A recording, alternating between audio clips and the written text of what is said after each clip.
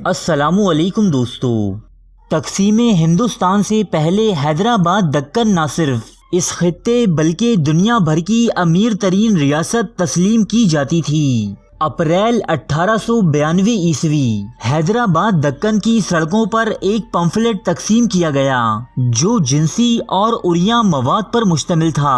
اس پمفلٹ میں درج sex scandal نے نہ صرف حیدرآباد دکن بلکہ سارے برطانوی راج کو ہلا کر رکھ دیا، اور کئی مہینوں بلکہ سالوں تک یہ قصہ اس دور میں رائج میڈیا کی زینت بنا رہا۔ یہ کہانی ہے ایک اعلیٰ تعلیم یافتہ مسلمان نوجوان اور ایک برطانوی حسینہ ایلن ڈانلی کی۔ مہدی حسن نامی اس نوجوان نے لکھنؤ کے کیننگ کالج سے گریجویشن کا امتحان پاس کیا اور لکھنؤ ہی میں بطور ڈسٹرکٹ کلیکٹر ملازمت اختیار کر لی۔ یہ آدمی محنتی اور عقلمند تھا، اس لیے انگریز اس کے کام سے بہت خوش تھے۔ لکھنؤ ہی میں اس کی ملاقات ایک برطانوی لڑکی سے ہوئی جس کے والد برٹش ملٹری میں ایک معمولی عہدے پر فائز تھے۔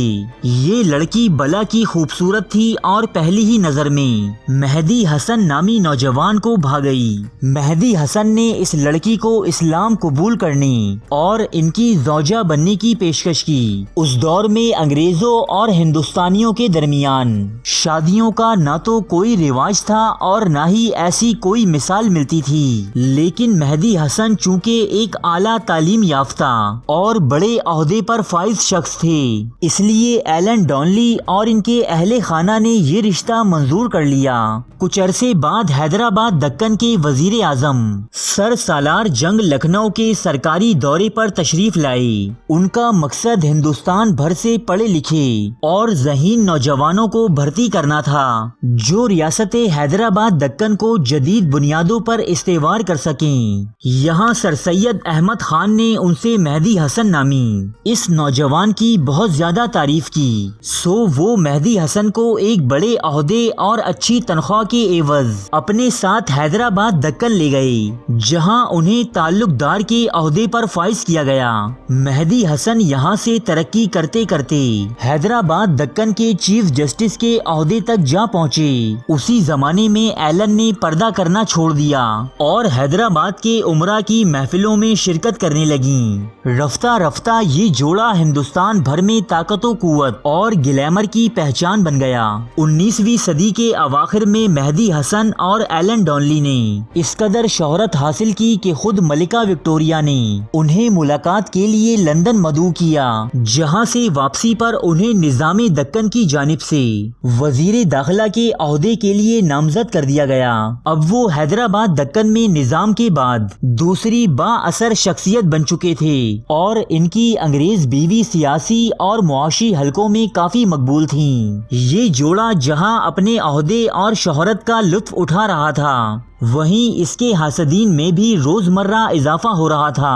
ان دونوں میاں بیوی سے نفرت کرنے والوں میں حیدرآباد دکن کے امراء ہی نہیں بلکہ خود انگریز حکومت بھی شامل تھی۔ انگریزوں کو مہدی حسن سے یہ گلہ تھا کہ وہ نوجوان جس کی تعلیم برطانوی حکومت کی دی ہوئی اسکالرشپ پر مکمل ہوئی، وہ ان کی نوکری کرنے کے بجائے کسی اور ریاست میں خدمات انجام دے رہا تھا، جبکہ وہ ایک ہندوستانی مسلمان اور اپنی ہی قوم کی ایک دوشیزہ کی شادی پر بھی نالا تھے۔ وہ ہندوستان کے اس مقبول ترین جوڑے کو نشان عبرت بنا دینا چاہتے تھے تاکہ آگے کوئی اور ہندوستانی ایسی جرت بھی نہ کر سکے۔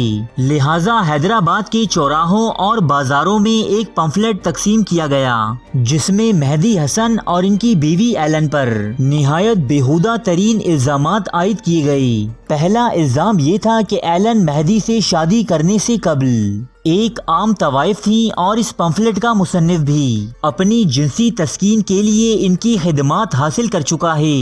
دوسرا یہ کہ مہدی اور ایلن نے کبھی شادی کی ہی نہیں، اور آخری الزام یہ کہ مہدی نے ایلن کے ذریعے حیدرآباد دربار کی اعلیٰ انتظامیہ کو جنسی سہولیات فراہم کیں تاکہ اسے ان کی حمایت حاصل ہو سکے۔ اپنے دوستوں کے مشورے کے برخلاف مہدی حسن نے پمفلٹ شائع کرنے والے پرنٹر ایس ایم مترا کے خلاف مقدمہ دائر کیا، جہاں ایک برطانوی جج نے اس کی سماعت کی۔ دونوں اطراف سے معروف برطانوی وکیلوں کی خدمات حاصل کی گئیں۔ تقریباً 9 ماہ چلنے والے اس مقدمے کے بعد جج نے پمفلٹ کے پرنٹر کو تمام الزامات سے بری قرار دیا۔ حیرت انگیز طور پر زنا، کہبہ گری اور دھوکے بازی سمیت وہ تمام الزامات جو دوران سماعت اس پرنٹر پر عائد ہوئے، وہ تمام کے تمام نظر انداز کر دیے گئے۔ اس مقدمے نے جہاں مہدی حسن اور اس کی بیوی کی عزت خاک میں ملا دی تھی، وہیں ریاست حیدرآباد دکن کے حکمران طبقے کو بھی خاصا بدنام کر دیا تھا۔ لہٰذا مہدی حسن کو نظام دکن نے وزیر داخلہ کے عہدے سے فارغ کر دیا اور انہیں کسی پینشن یا ہرجانے سے بھی محروم کر دیا گیا۔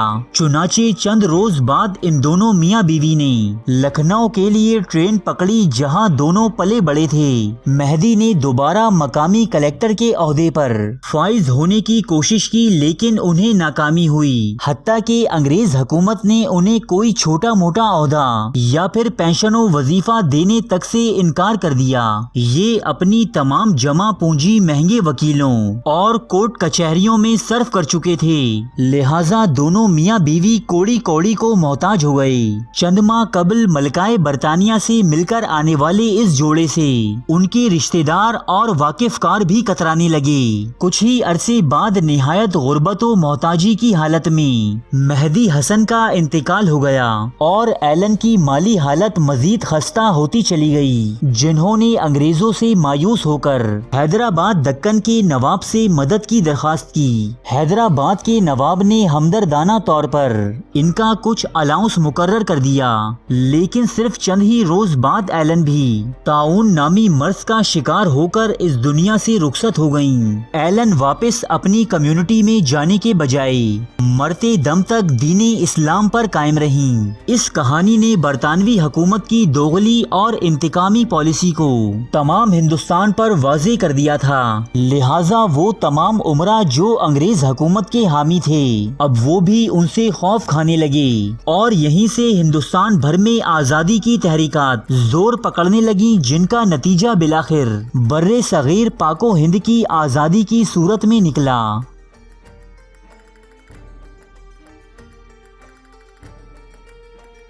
ارے فرینڈز، 1 منٹ، آپ ایسے ہی جا رہے ہیں؟ اتنی محنت سے ویڈیو بنائی ہے، ایک لائک تو بنتا ہے نا؟ اور دوسرا یہ کہ آپ ہمیں اتنی بڑی دنیا میں دوبارہ کیسے ڈھونڈیں گے؟ تو اس کا حل یہ ہے کہ آپ ہمارے چینل کو سبسکرائب کر لیجئے اور اس بیل کے آئیکن کو کلک کر دیجئے۔ اس طرح ہمارے آنے والی تمام ویڈیوز آپ تک پہنچتی رہیں گی۔ ارے ڈریے مت، یہ بالکل فری ہے۔